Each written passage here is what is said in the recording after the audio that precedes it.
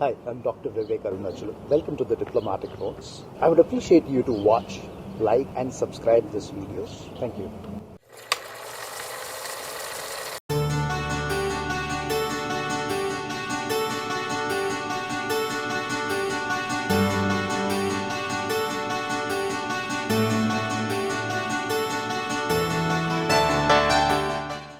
I have Eliza with me, the Member of Parliament from Kosovo, and I met her at the previous European Cultural Parliaments even at Kaunas.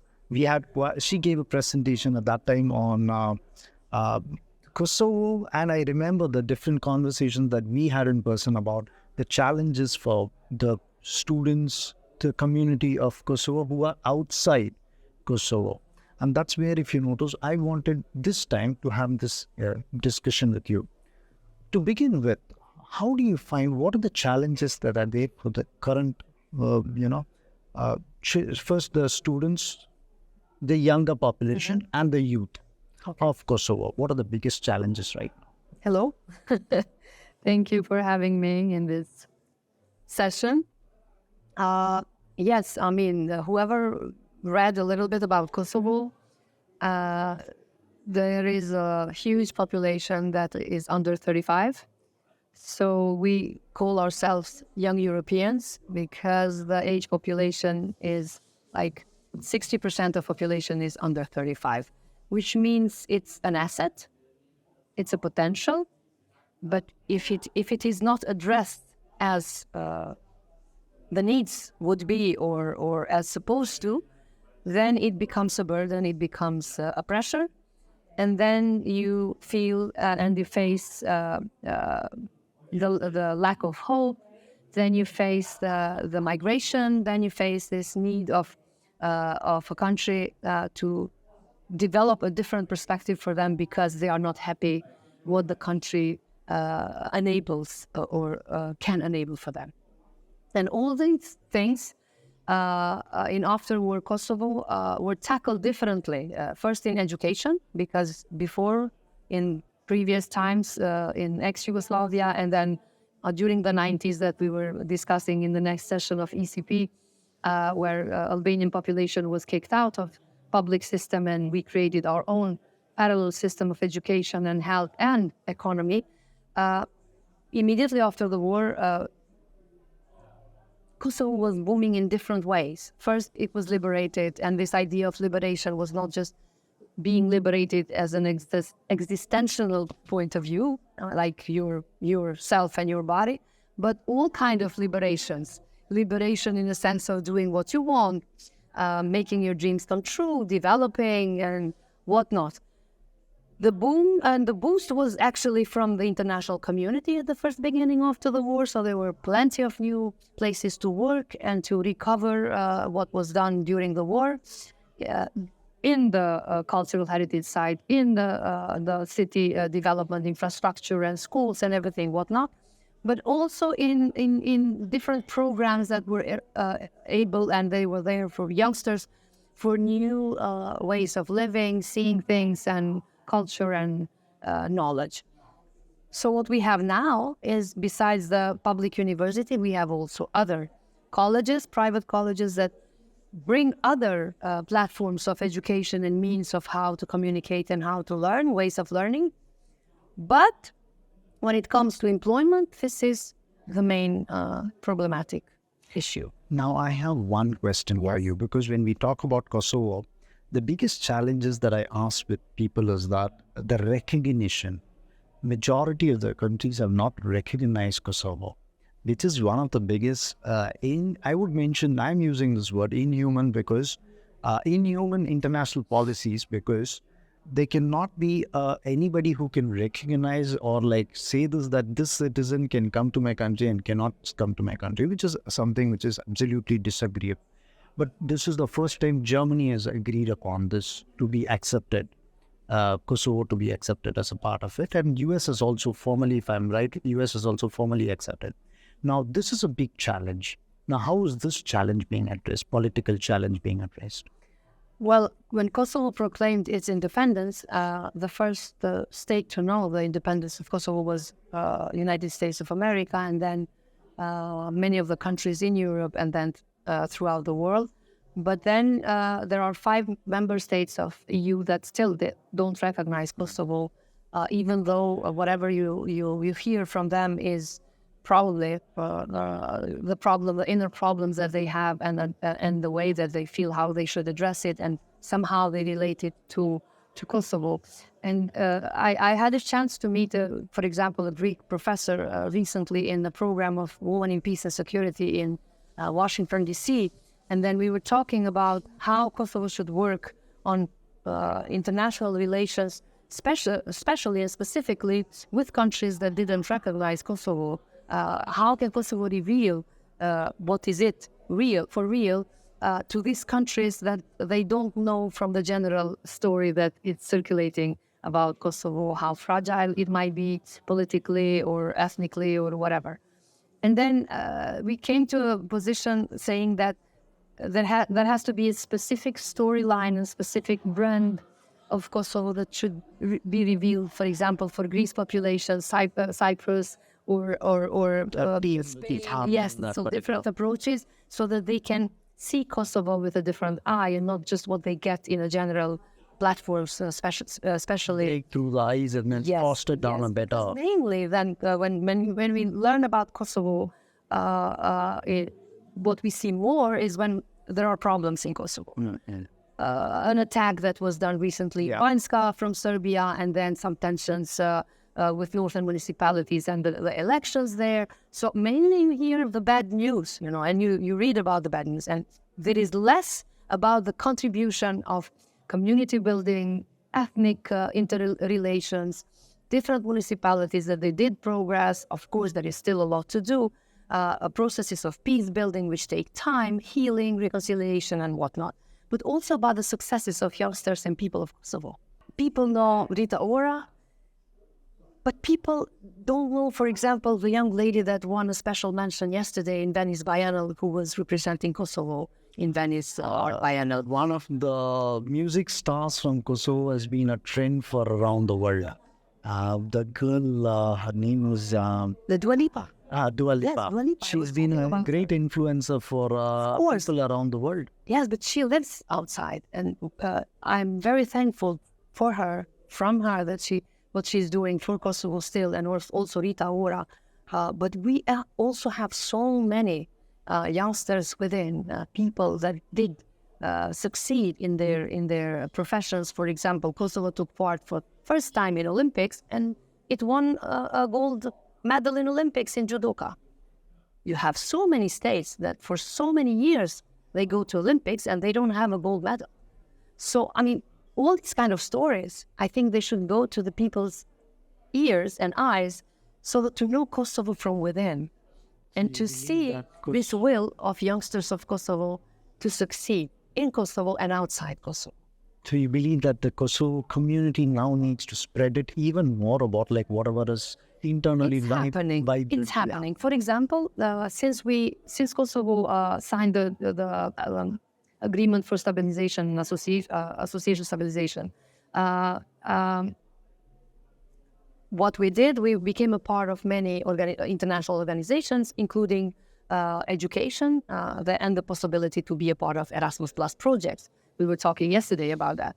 And then youngsters of Kosovo could find this small door to go away and to kind of do more for themselves and then bring back that knowledge in Kosovo. Until January this year, finally, until January this year, Kosovo is visa-free. So all people of Kosovo can go free in Schengen area throughout Europe and travel for free and have a possibility on their own to go wherever they want and whatever they want to visit and see. So being free, but being closed, not being able to move, not being able to have access to, for example, different opportunities that European Union has for other countries, and now respectively also for Kosovo in many dimensions, it didn't do good to Kosovo because there was so much energy in Kosovo that was closed there, just there, and it explodes. It explodes in a good way, but it explodes also in the bad way because then what you perceive is this collective depression. Kosovo becomes a state that it doesn't give you a lot of opportunities. You are closed, you cannot move, you cannot change perspectives and gain out from other cultures and whatnot. So this openness, it's good in both ways. It's good for Kosovo people to see the world, to meet other cultures, to build new bridges and new recognition, because diplomacy is not just political diplomacy, it's also cultural diplomacy, it's people's diplomacy that if you know a person from Kosovo hand in hand, it's a different story that you get from the one that is official.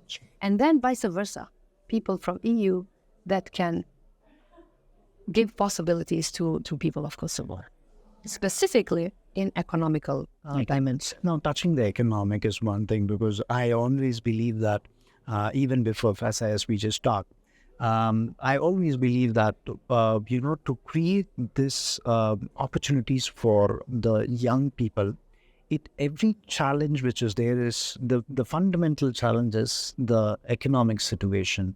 Now, at some point of time, if you notice, when you have a neighbor who's constantly disturbing you, or there is a disturbing situation which is happening, at that time what happens is a country starts to invest into arms and ammunitions. Now, that's something which is disturbing, because you don't invest that money inside education or healthcare or any other important factors which is there. Now, in terms of investments and in terms of economy, there is Kosovo, and if there is something that you believe so that opportunities are there, what are the areas which are opening up for investments? To be honest, Kosovo, as being a country going out of the war, you need to invest in all sorts of things, and then people have these needs that some of them have to be tackled immediately, but then they are not, and then they got frustrated. If there is no investment, if there is no line of capital investments, when you generate works and you enable other people from outside to work with the government and gain money out of that and circulate money within Kosovo, of course, you cannot expect that everybody would come and be employed in the public sector. This is something that is very old-fashioned, and it took a lot of time that people to recognize it. For them, it's not a matter if they work in private sector or in public sector.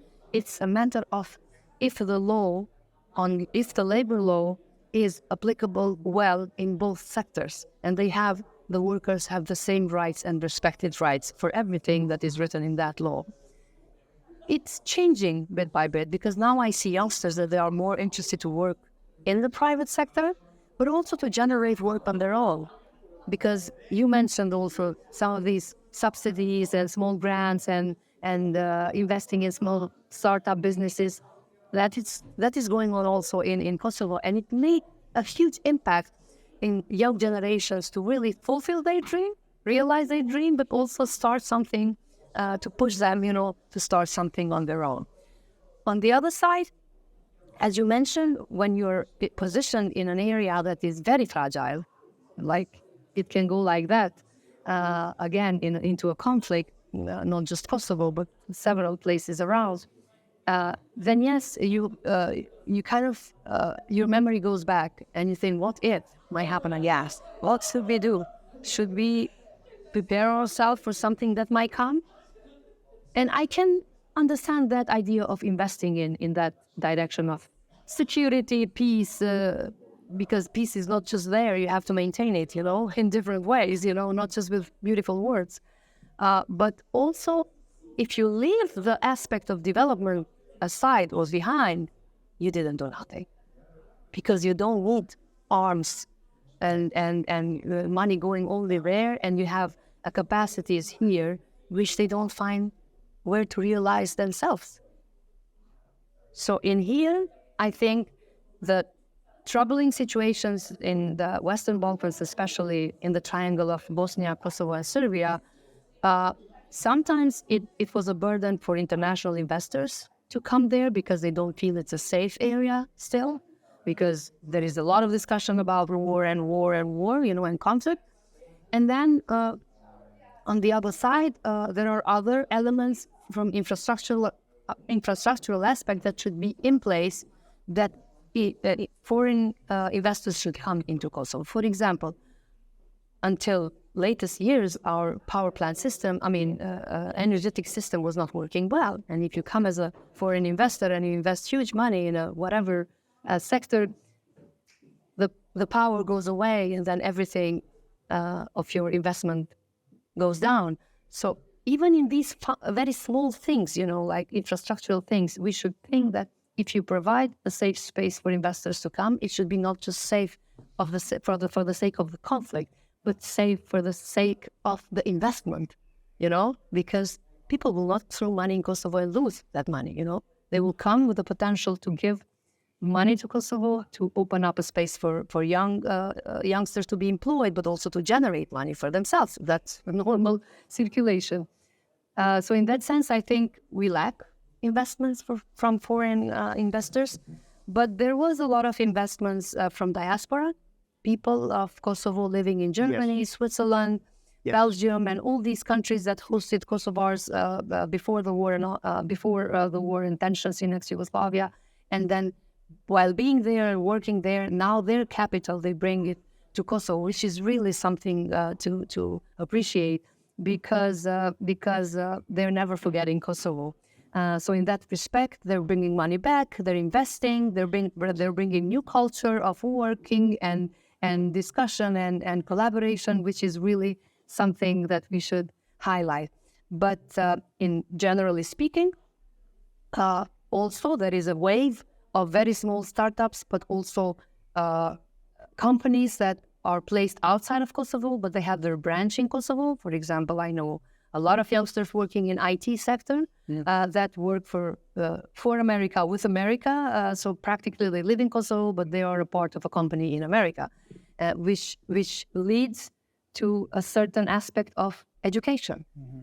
What do we have to do that education as a platform in Kosovo to be more open and more in time with technological developments that are going on throughout the world, because then you prepare a generation that doesn't leave Kosovo. It stays in Kosovo, it generates a lot of money, it creates spaces for employment, and it also creates this link, economical link with other countries such as US. In this example, it might be Germany, India, whatever. It depends. Now, one last question to you. You have been very passionate the last ECP and this ECP. You have been speaking for Kosovo, and every time if there was one of the statements that you raised down, you actually spoke down for the youth of Kosovo. I remember you using this word youth. It's not just from the cosmetic conversation, but it's also from a deep, passionate conversation, which I believe you have experienced of the past. Okay. I remember from the presentation and to this time as well.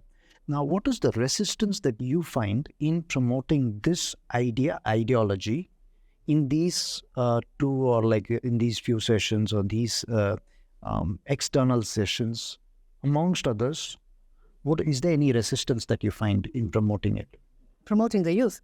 Promoting your ideology?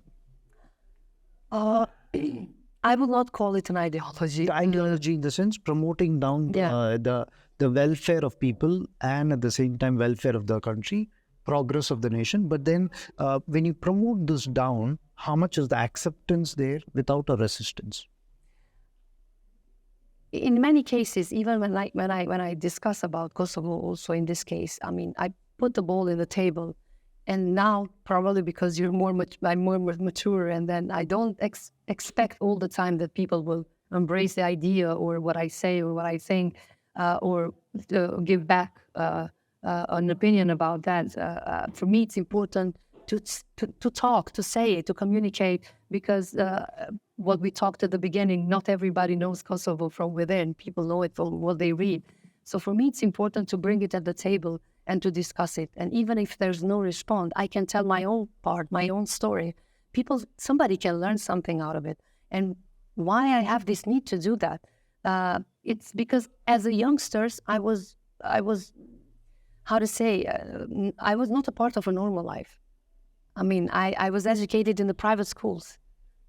private houses turned as schools, not proper schools, because we were not able to be educated in the public institutions. And I don't want to see youngsters of today, when they have this possibility of being educated in a proper line of education, not having the best platform of education, not having addressed their needs for what's going on in the world. And we still have this very old-fashioned way of programs in education, because it's boring for youngsters. It's boring. And then you find them, all of them in the phones or in iPads, not being interested what's going on outside there. So maybe we as generation and older generation should rethink how, in this very dynamic world of communication in all sorts of ways, can create this space of making more not safe space, friendly space for them to be with us and we with them, not in a contradictory way, but we can learn from them. There is a lot I learn even from my nieces, from the programs on the phone. They know more than me.